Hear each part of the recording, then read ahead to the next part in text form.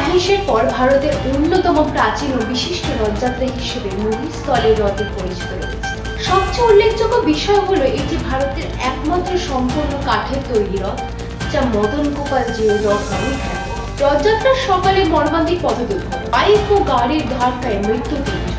এবার সামনে এলো আরো এক বিপত্তির ঘটনা। প্রাথমিকভাবে জানা গিয়েছে বিমানের ডানার কোনো রকম সমস্যার কারণে মুম্বাই থেকে ব্যাংককগামী একটি বিমানের উড়াতে দেরি প্রায় 5 ঘন্টার বেশি। সিনেমা প্রেমীদের জন্য সুখবর, সাহিত্য সম্রাট বঙ্কিমচন্দ্র চট্টোপাধ্যায়ের অমর সৃষ্টি দেবী চৌধুরানী বড় পর্দায়। বিনোদন জগতের সুখবর, মির্জাপুরের 4ই শেষ হচ্ছে সিরিজ, এবার আসছে মির্জাপুর বড় পর্দায়।